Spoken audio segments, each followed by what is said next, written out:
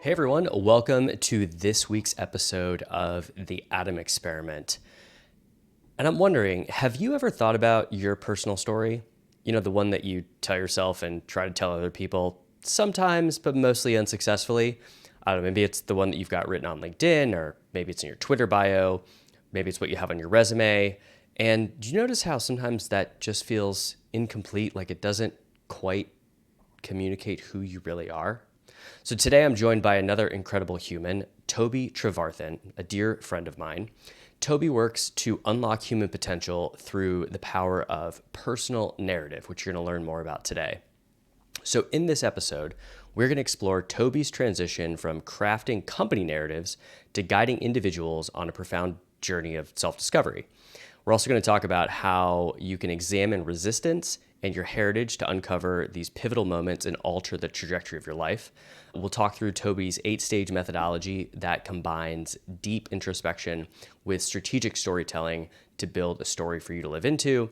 And last but certainly not least, and amongst a ton of other things, we'll get a sneak peek into how he's using generative AI to create these really cool narrative mosaics. So who's Toby? Well, Toby is the CEO and co-founder of Spatial Shift, where he works with C-suite executives and companies needing strategic alignment with their corporate brand narrative. But to me, Toby is an artist unlike any other. So Toby's transformative work has been used to raise more than $500 million in capital and has contributed to well over billions of dollars in revenue generation across all the companies he's worked with, many of whom you've probably heard of, like Walmart, Vimeo, eBay, Netflix, Nordstrom, and a whole long list of others. He's also responsible for a number of really cool firsts, including the first sponsor of the Heisman Trophy and the first live broadcast on AOL, Live Aid.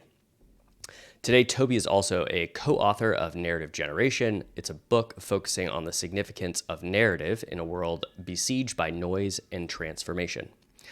Outside of all that amazing work, Toby is an empty nester who lives in Napa, California with his wife, Deborah, and his beloved Weimaraner, Freda, who I have never had a chance to meet, but I hope to someday. And with that, let's get in and meet Toby. Toby, I'm so excited to have you on today, and we are going to explore the power of personal narrative. So thank you for being here. Thank you. Honored to be here.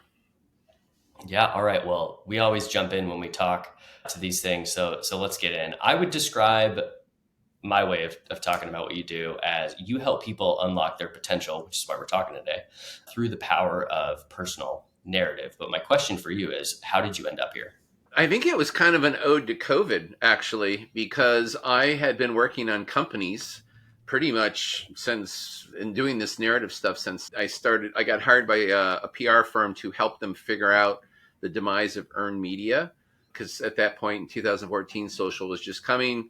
So this whole idea of narrative kind of came to be, and literally from 2014, throw a book in there to about 2020, I had really just been working with companies. And then I had a individual reach out to me. You know, she was a PhD in energy economics, very bright, had a very storied history, had come home to care for an aging parent. Um, it was 7 years later, and she wasn't doing what she wanted to be doing. And she wanted to, try to get back to the mountaintop. And ironically, she'd had a TED talk. So it was like, well, you know how to tell your story. You had a TED talk. And she couldn't. And so I said, well, I've never done a person before, but I'll try, because I think what I do for the corporate world will apply to a human. They just don't think that way. And lo and behold, I just transferred over a lot of my working knowledge of how I work with corporate people and their brands, and applied it with some tweaks and modifications. And lo and behold, it worked. And then COVID hit. So then I thought, well, everyone's going to need this, because it's all a game of pickup sticks at this point. So that's kind of how I got into this. Yeah, so COVID kind of was the time that all of us had a lot more time with ourselves, and that means more time and space for existential crises and who am I and who do I want to be when I grow up and all those types of things. And yeah, so you're like, great, let's go help people tell their story. And so you use this term personal narrative. Is that the go-to one these days? And if so, can Yeah, you define it for us? There are so many people who are coaches, and personal branding is everywhere. And I was like, I'm staying with this whole idea of strategic narrative, hence with the person, it's personal narrative. I just think that's a more sophisticated approach than just, personal branding. So I'm probably to my detriment, but I'm sticking with my guns because that's kind of where the lane I want to create. Yeah. And so can you differentiate between if somebody was going to go do a personal branding exercise versus their narrative? Like to me, when you told me about what you do and some of the ways that you've impacted people's lives, I was like, personal branding, like that's what you pop on LinkedIn and, your Twitter profile, like personal narrative, like that stuff goes deep. What makes it different? Yeah, to the point you just made, right? A lot of people come to me and just want to tidy up their resume, kind of tweak that LinkedIn profile.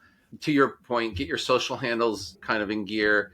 And when we go through this process, you basically come out with this entire narrative playbook, but we've dug deep into your past. We've taken a look at who you are versus your peers. So there's like a 360 component into this.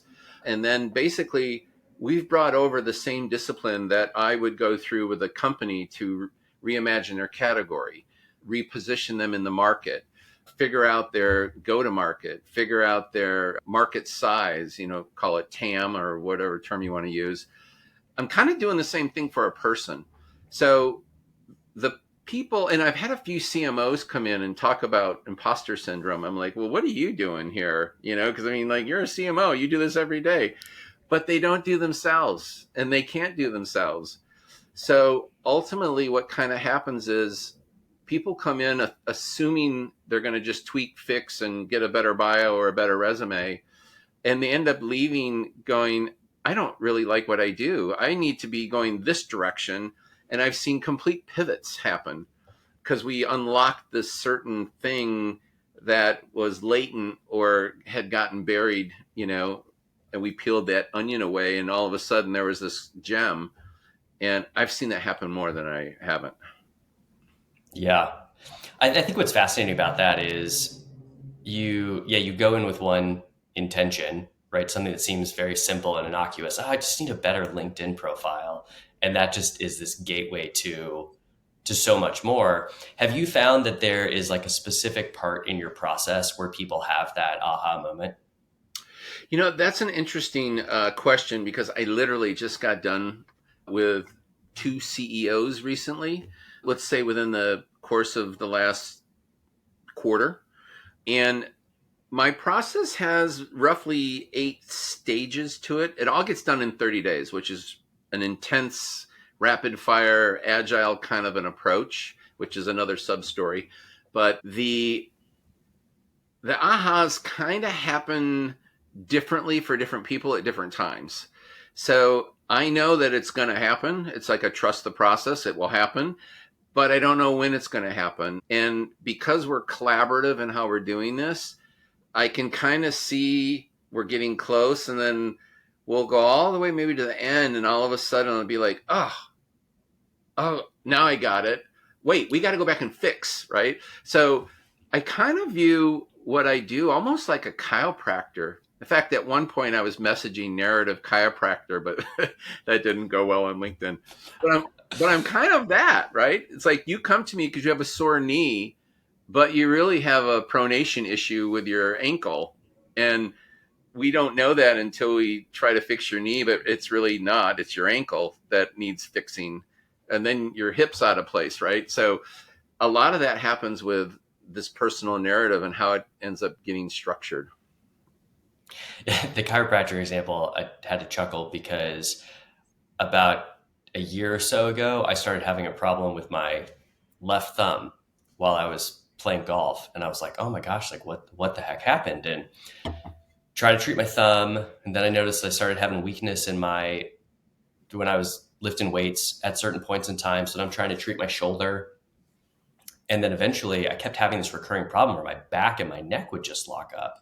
And I'd done chiropractor, I'd done massage, we're working through all these things. And then eventually I went and got somebody was like, you should just get an MRI. This isn't getting better. I get an MRI and I find out that I have a really bad herniated disc in my neck Oh that's like shit. pushing on Yeah. my spine and cutting off not well yeah cutting off this one nerve that shockingly is my back and the top of my neck that I'm pointing to right here, my Yeah. bicep, my left thumb. And I was like, oh my Yeah. gosh, who Yeah. knew that and that, my point being that when something's off at the nervous system level, you start to notice it in the periphery first before you trace it back to like, oh no, there's like a big like our identity in some senses is that core system, right? That you start poking at one thing and Yeah. eventually you trace it back and you're like, it's because you're ready for a reinvention here. Well, and you know what's fascinating is like I'm not really a therapist, but I kind of behave like one, and I'm not really a coach, but I am one. You know, but I'm very much a practitioner, and I I fall into a kind of a remix of all three of those. And this last person, in fact, I still have his work plastered all over my wall here, and I'm looking over here.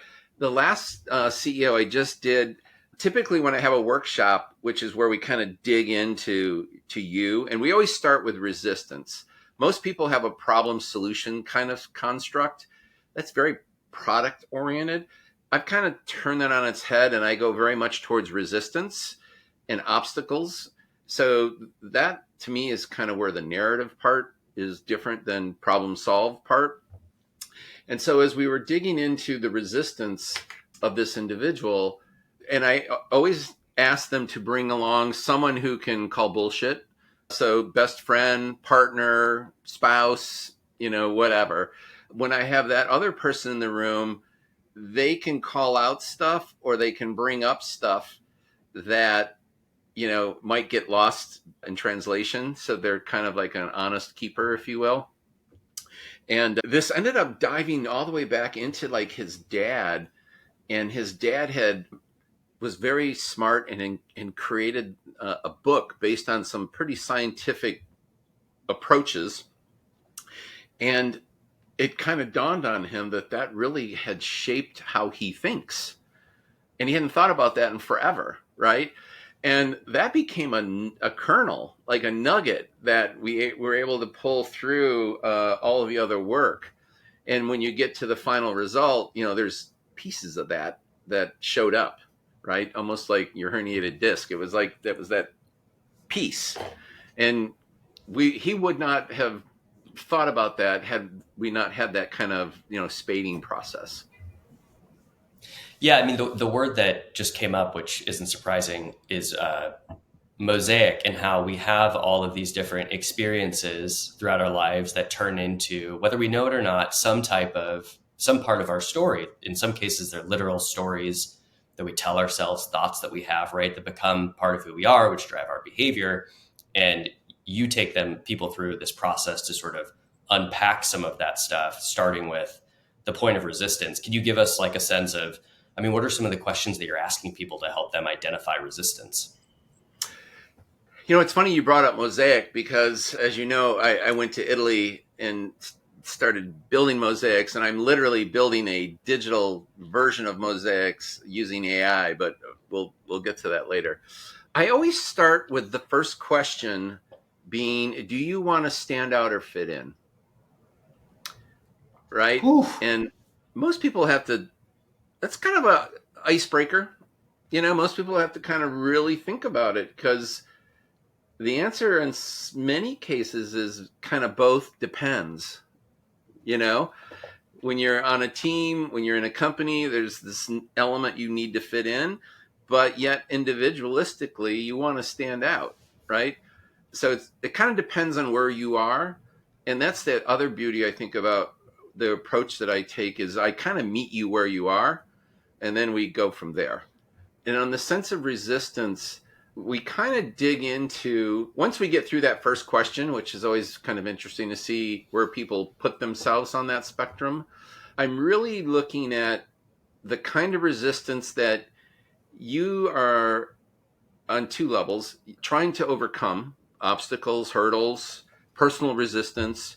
And if you look outward into the world, what is the resistance you're trying to solve for? You know, Mm. do put good back into the world, leave a dent on the world. So it really kind of hones in on you. And some of the root of this kind of goes back to my work in the corporation side. It's like, people always talk about hiring for cultural fit, right? And I'm like, well, what the hell does that actually mean? Does it mean you don't look like me? You don't talk like me? What does that mean? And no one really defines that very well. So the essence I'm getting to with resistance, again, depending on who you are and where you are in the organization, or even if you're an entrepreneur, is that notion of resistance, because some of it's inside the company and you've got to overcome it or address it or understand it. And then when you're outward facing, and that's kind of where you're projecting your narrative, because that's really about influencing others. What are those resistances? Because that's where you get alignment and you become a magnet, and you either Mm. pull people towards you or you repel them in some manner. So that's kind of the nugget of resistance. Yeah, so it's like there's the internal resistance, the stuff that you feel inside of you, like I describe it with sounds that have thoughts that go along with them, right? And then there's the external resistance that you're coming up against, out in the world, however you perceive that. Okay, so somebody identifies resistance. What happens next? Then we walk through heritage. Okay, you've now kind of identified what you need to solve. Who are you to do that? Right? So it's like now we get into kind of your background and your cred and what have you built? What have you borrowed? We kind of start to tease out your narrative equities, I call it. Everyone's got a career, everyone's got a track record. And then back to Mosaic, I was a nightclub DJ. Where do you put that on a resume? Kind of doesn't fit, right? I'm a wine nerd and I drink wine and I have a nominal in wine. Where do I put that on the resume? It doesn't fit, right? So there's all these aspects of you that are part of you, the what I call the digital tessera of you. Where does that go? It certainly shapes how you think and how you interface with others, but it doesn't fit on a LinkedIn or a bio, perhaps, or a resume. Yet that's part of you. So Yeah, it's interesting when you back say to the that heritage. because yeah, like I know you're a wine guy. Is the nightclub thing part of your history as well? Yeah, in my early Yeah. days. Yeah. And so when you said the wine thing, I was like, the wine thing fits my narrative of you, which is somebody who has likes to taste a lot of things. That's part of your process, as I know, Yeah, that I'm very you're always adventurous. tasting different processes, different ways of thinking, things like that. And at the level that you taste wine, you have a very nuanced palate, just like you have a very nuanced way that you take in all the information that you take in to be able to create the way that you create. And so for me, wine is a perfect way to describe how your narrative shows up in the world, at least Yeah, how you occur to me. yeah, it's very parallel, right? Yeah. Because I'm a global adventurous wine drinker. Like I don't just stay with a brand and a varietal. I'm everywhere, and you know I'll find my boundaries that way. Like I don't really like orange wine. I don't really like Gewürztraminer. Those are probably the only two things that I've tasted. I just can't be won over yet.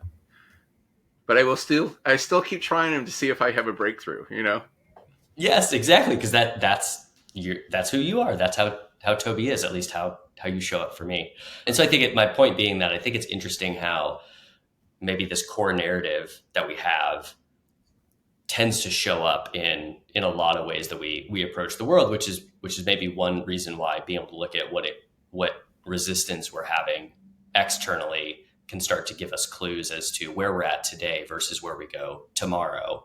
And so how do you make the transition for somebody who's now you've identified their resistance, you've looked at their heritage, at what point are they starting to create the future? Well, it's a good question because I'll take you through the next couple stages of this, right? Because everyone's in a hurry to kind of get to the solution so I can just execute or get tactical, right? And I have to keep reminding them, we'll get there. We'll get there. Just got to trust the process. So once we go through heritage, we move into validation. And validation comes out of kind of the PR learnings that I had when I worked for that PR firm, that it's always about proving it, right? Like proof points. What have you done? Show me. It's a show me element. So in your history and in your current, you're going to have case studies or you'll have validations that prove your heritage and you that you've worked against this resistance actually is out there. Where it gets a little interesting is if you haven't done it, but you have intentions to do it, those really become use cases. And then if you think about in the startup world or even just inside corporations, when you design new products or you innovate, it's always about the use case or the business case to get it validated, to get it funded. So same kind of thing for a person, right? Those are intentional things that you are want to do or have the capacity to do, but you haven't done them yet. Mhm. Then we go from that sense of validation to I'll zoom you out to future. So we call that future casting. And it's, it's a very kind of interesting way that it's gotten designed in that, you're already there. You're that billionaire. You've got the 100 ARR, you've done it. So I want you to go backwards from there to think about what it would have taken for that to happen. So it gets you out of the incrementality of, incremental steps. And I have to attribute that to you and working with you at Singularity, because when I first met Singularity or discovered it, I didn't understand this notion of exponential versus linear thinking. I had obviously grown up linear thinking. And when I saw that, it was just like, oh my God, I don't think like this.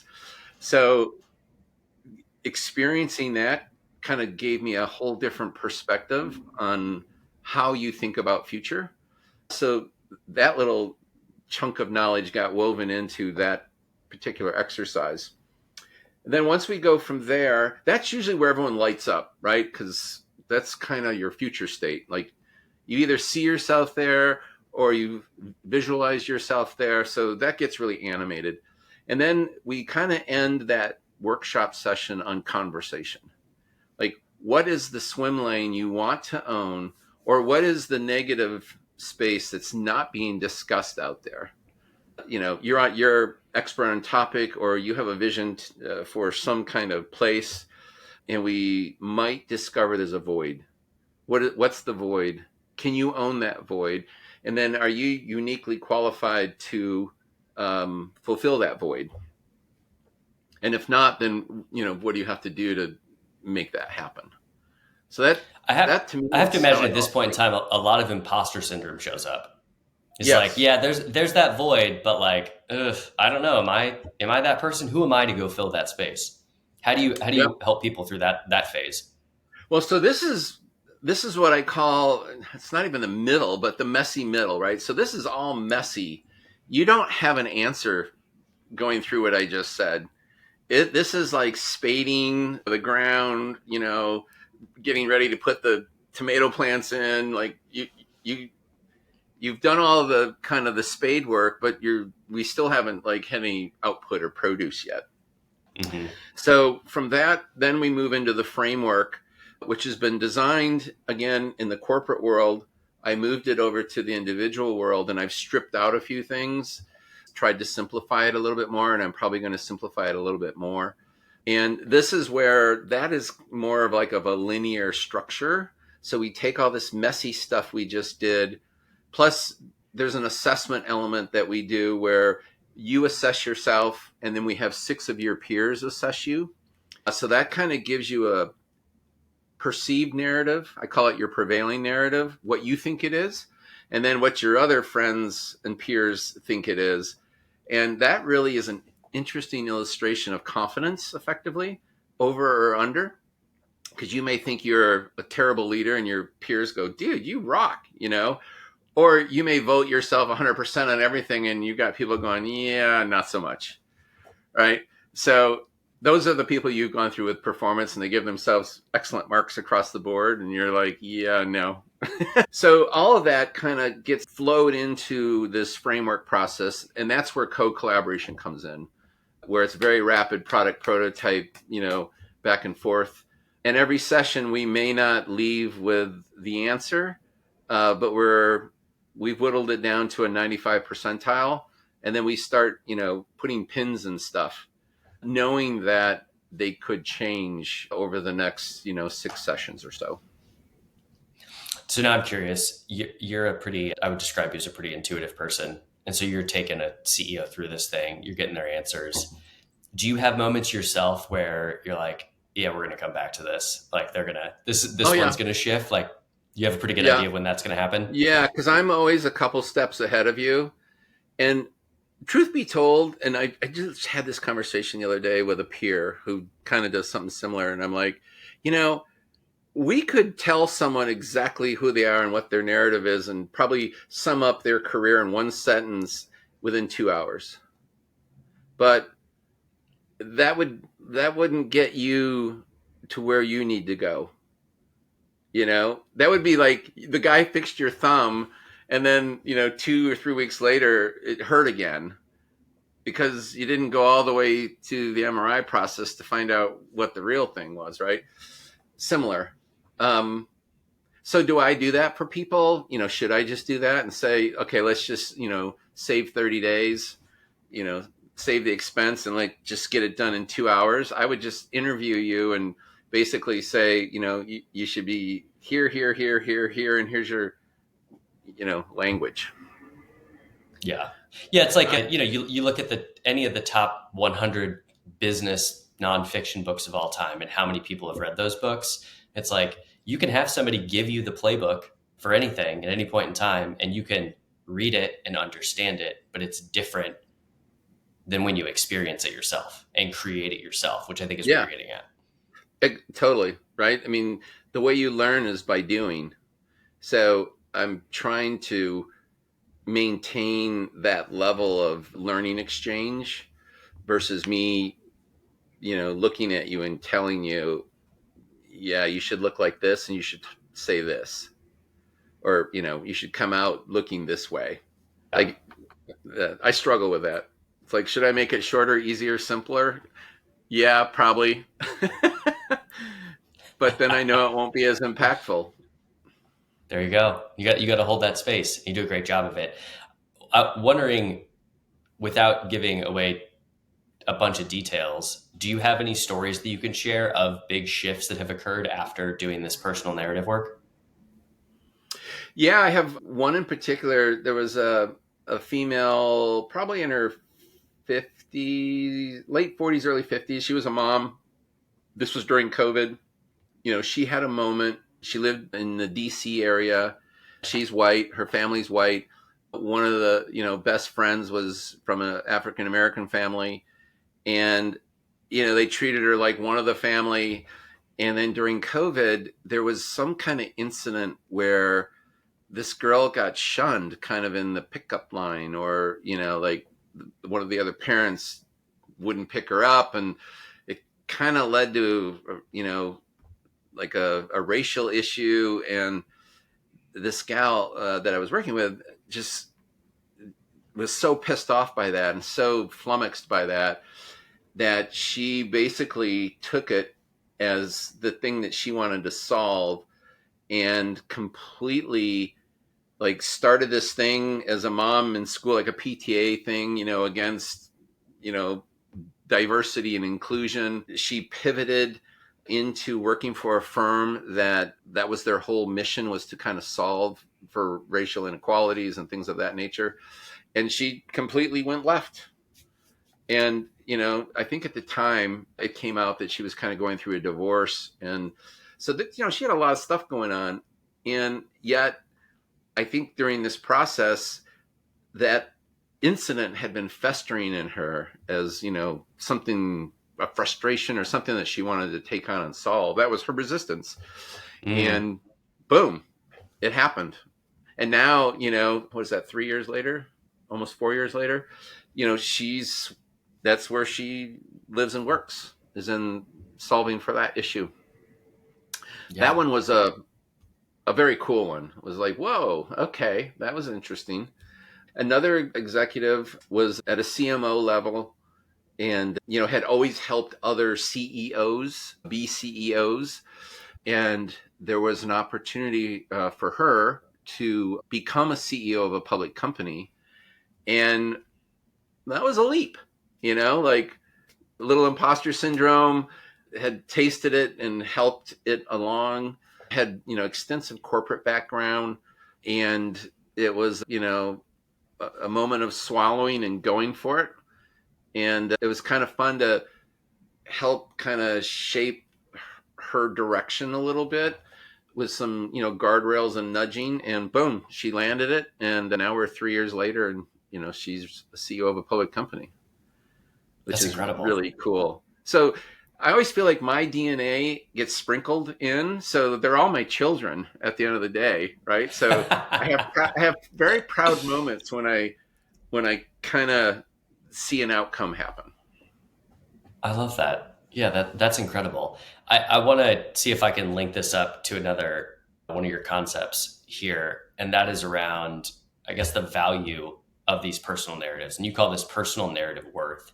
And that's one of those things that I think you're working on to really quantify more. Is like you can probably describe it better than I can, but what I think of it as like what is the value of your story? Can you talk a little bit about what personal narrative worth is? Yeah, thank you for bringing that up. Because for me, that is my personal resistance and kind of a pain point. So as I work with executives, I've learned that people don't want to write checks for themselves, right? They might buy a book, they may go to a webinar, maybe they'll take a week course. They might, if they hire a coach, it might be for X amount of sessions. But, will they really invest in kind of a structuring of them, right? Like you're investing in you as opposed to a 401k. So I started doing a lot of homework in this, and it's like, you know, and I even look at myself, right? Like I've hired coaches, and then I bought the books, I've done the courses. And so as I started doing the homework, I really found there was nothing out there that kind of gave you the guidance of, you should probably invest like 3% of your salary back into yourself. You know, there are there's lots of magazines and talk shows and, books on how you should think about your 401k and investing. You put 6% in, you get 3% matched. It's all about compounding, right? Over time. I mean, you listen to, Charlie Munger and, Buffett. Anybody that's a personal finance person will tell you that. Yet when you're in your 20s, you can't kind of see that because it's out there a ways, right? In your 30s, you start to realize, oh, yeah, like my daughters right now are 30, and we're having these discussions about compound interest and growth. And even if you go back into personal finance, when I worked at Time Inc. way back, we had Money Magazine, and we were trying desperately to get Money Magazine into the grade school system around third grade, second, third grade, because that's about when you start getting an allowance, to help you understand like the meaning of money, right? And it's like the school systems never adopted that, and even to this day, I you don't really see that being taught. That's like a school of hard knocks kind of lesson, unless your parents are very diligent to teach you. And now you've got like Section 4, where you've got companies that are starting to talk about money, personal money, money management. Morgan Housel has a great book out called The Psychology of Money, which Yeah. reads like fiction. It's like, but it makes so much sense, right? So there's the money piece of that. And then I started looking at, corporations. It's like, well, you have a percent of advertising of revenue, which is usually 1 to 2%. So you're building brand. And then the other proxy is R&D. Depending on what kind of company you are, that can range from 2 to 25%. Tech companies, biotech, they're all closer to 20, 25%. So that's another form of reinvestment, right? So I'm kind of thinking like the person, the executive, if they would look at themselves as kind of an R&D meets, compounded interest of your voice and your ability to express yourself, what's that worth to you over the course of your career? And today, if you're going to live to be 100, you're not going to have the go to school, work, retire paradigm anymore. It's like you go to school and you're constantly going to school for the rest of your life, and your work's going to evolve and change 20 times over the course of your life. So that is leading me to write a book called Narrative Worth. And I'm kind of looking at the notion of self-worth, which is still fuzzy. It's kind of Maslow's hierarchy. Personal worth, net worth is, asset minus liability, which is a formula. And a lot of us don't learn that either, depending on what track we're on. And this notion of narrative worth, to me, is like the third pillar. Because if we get our act together and we communicate better, we should be able to improve both our self-worth and our net worth as a result. So I think that's kind of my personal mission, is to make that happen. Yeah, we've talked about this a couple of times, and I feel like for me that was the best version that I've heard. Yet I'm very excited for what's going to come of this. I mean, now I just got to write the book.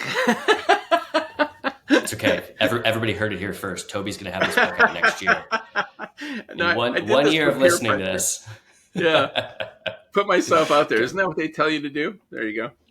Let's pre-sell some of these. If you want to pre-buy Toby's book, just go ahead. We'll drop Toby's Venmo in the link. Send him $15 for a book, and he'll sign it for you. Yeah, I need writing capital as opposed to capital, but. Oh man, that's good. No, sign me up. I'll be your first pre-sale right here. Okay. I'm aligned. I'm ready to go. Yeah, put my name on the list. All right, so we're gonna go from worth to I think something that is part of that equation, and this was on one of your websites that I wrote down and was like, all right, we got to come back to this. And somewhere you say that you're here for pushing the edge of self-expression. What does that mean to you? Yeah, that's kind of where the narrative lab part of me comes in. So going back to like 2007, I created a visual resume that borrowed from my work with Toyota, because Toyota would put like their entire business model launch, country overview on an 11x17 sheet of paper. And the idea was you only had 15 minutes to present, and we wanted you to be on the same page as us. So you would create this like in a placemat format. I would give you one, I'd keep one, and we basically would be on the same page. And you would never, get to the one guy's like zooming through page 10 through 15 through 20, and you're like, wait, I got to set it up. I'm still on page 2, right? So that parlayed into a resume that I called it. We call it an A3, and here I thought it was this fancy thing, but it's actually the number of the copier compartment for 11x17, because it goes A1, A2, A3. And here I thought it was a scientific thing. It's like, duh. I was today years old when I learned this. Yeah, it was a moment for me. I was like, oh man, that's so disappointing. So starting in 2007, I kind of had this idea about blowing up the resume, because that's just like a chronological container of your past, but it has nothing to do with your capacities. And all these other little functions that I talked about, like a nightclub DJ or a wine guy, like where does that go, right? On this A3, it has a place.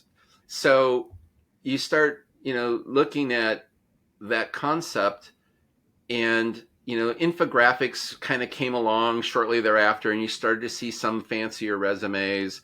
And then I think About.me came out, where you could literally put you on a web page and link all your stuff to it. And arguably, when I was at AOL, we all were fighting to be your habitual habit and place of living from, wake up to go to bed. That was really the portal wars and Web 1.0, or even MySpace at some level. So as all of this kind of has gone along, I still kind of go, and now you got ATS machines that you're only as good as your keywords. Mm. So now we've like, fractured you down to a couple words. And because you can only have a resume that's 2 pages, you may cut out that you worked at Microsoft because you had to edit. And then you got rejected because you didn't have Microsoft in your ATS keywords, and it's just like, this is stupid. And then I worked on a lot of future of work companies over the last 5 years. And I just see the pain of retaining employees today and then acquiring employees today. And then you've got performance reviews in there. And it's like, well, okay, so I'm a 7 on the Enneagram. So what do you do with that? Or, my strength is X. Like, what is, okay, so are you going to work on my weaknesses? You're going to work on my strengths? So I think at the end of the day, I'm kind of going back to this notion of how do you best express yourself in a holistic way so that all of you shows up? Because I think pre-COVID, we lived in a very compartmentalized world, which we still kind of do. But if I were to look at Adam on his Instagram, he'd be one person. His Facebook would be another person. His LinkedIn would be yet another person. His Twitter, or X now, would be yet another person. And then who he is at home is another person. Who he is in the car with friends is yet another person. So it's like, you're all those people.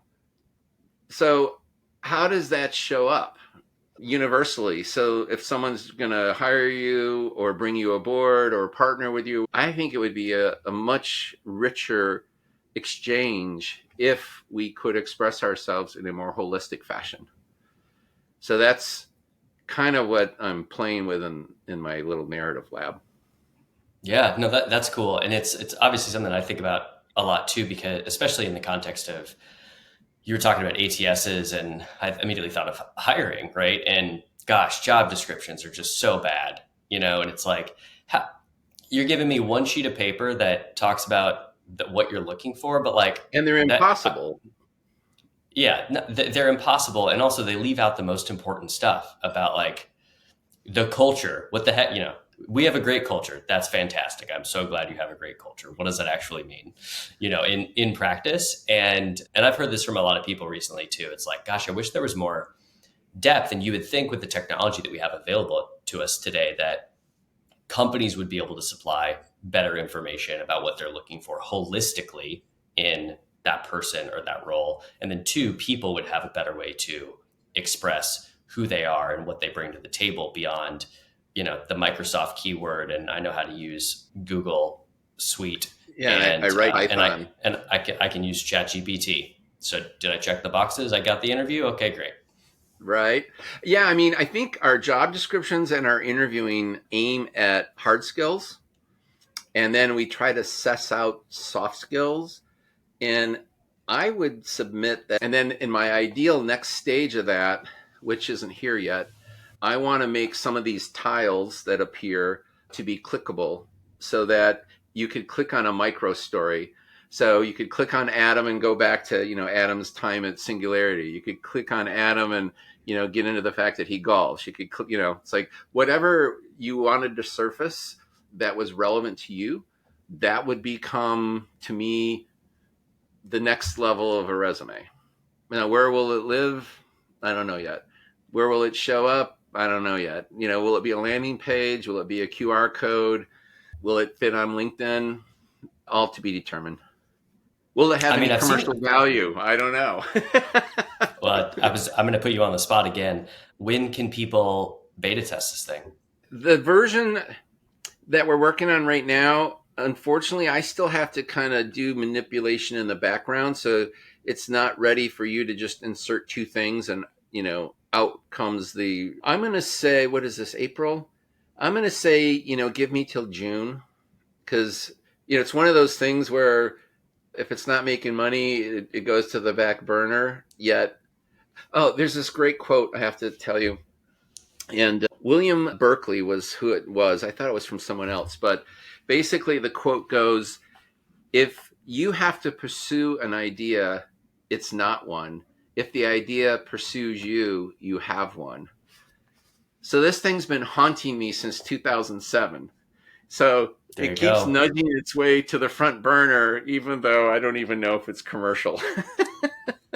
Okay, so if somebody wanted an early version, could they pay you to get one, or like are you offering that right now? No, probably for, my time. I got to get something a little more structured. Right now it's so labby, you know. It's so manual right now. If I told But you we're right now getting that I would give you $100 for one, would you make me one? How much? $100. Oh, 100. Yeah, I could You're crank like one out for you. you're like no, it's not worth it for my time. Yeah, I'll put a Venmo in there. I love it. It's I one of love these it. things. If I didn't, if I had no money worries in the world, I would go full time all in on that. Just because That's something to pay attention to. it's a cool thing. The one thing is, if you look at it as a classic entrepreneur, what problem am I solving? It probably doesn't fit that mold very much because it's more Steve Jobsian in terms of you didn't know you needed this until you have it, and then you're like, why didn't I ever have this before? Ism. That's the iPhone, right? But the iPhone really didn't take off until version 4. So I'm still at version, I'm at version 0. Got to start somewhere, right? Exactly. Okay, so I try to end every episode, not even I end every episode with something that people can go and try and take away from our conversation today. So is there maybe some part of the process or a question or an activity that our listeners could go and experiment with this week to, explore some part of their personal narrative? It's funny you should ask that question because I'm basically reformulating a lot of what I do into like little micro products. We had put this whole approach on Kajabi and it was a course, an online course. And, you know, we had a couple hundred people go through it. We didn't really market it very well. So give me a D minus on, you know, what could have, should have been.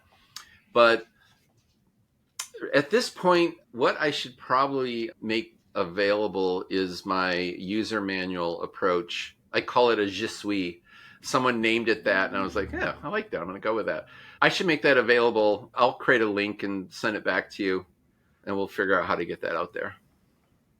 So the experiment would be go and create your user manual following the Je Suis that you're going to share with everybody. Yeah, yeah, because Okay. I would venture to guess, we're probably less than 10% of the people out there would have a user manual of how to work with me. Probably even less than that. All right. I'll Well, give if the other people want nine. to, I'll give the other 9% the benefit of the doubt. fair enough. It's awfully generous of you. I'm sure there's a lot of parents listening who are like, gosh, I wish I had a user manual for my kid. Can you help them write one? Well, they don't come with one, right? And yeah, that's the thing. I always laugh with a new parent. I'm like, they don't come with an owner's manual, right? Like it's on you to figure it out. So true. All right. Well, if people want to come and find you, talk to you, learn more about you, where should they go? Email is Tobin, Tobin, at spatialshift.com. And that's with a T, not a C. Or they can find me on LinkedIn. All right. Sounds good. We'll get those links down below. Thanks so much for hanging out today. As always, it was a pleasure to be with you. Yeah, likewise. It's always fun to hang with you and have these moments, these big energy moments. There you go. All right, man. Be well. Thanks. Thank you so much for tuning in today on this episode of The Adam Experiment. If you're enjoying this episode and want more, I'm sure you figured out by now how to subscribe to this podcast. Would love to have you along. Of course, your review would also mean the world to me. If you're interested in hearing more about the topics related to how we can unlock and unleash our ultimate potential, then I definitely recommend you stop by adamexperiment.com to go and sign up. There's a newsletter that goes out multiple times per week. It's also where you'll get the latest and greatest on the podcast and where I share some of my personal stories, my personal experiments, and other learnings throughout the week for you to follow along and hopefully find some things that you can experiment with on your own. Thanks again for tuning in today. I hope you have an incredible day and look forward to having you back next time on The Adam Experiment.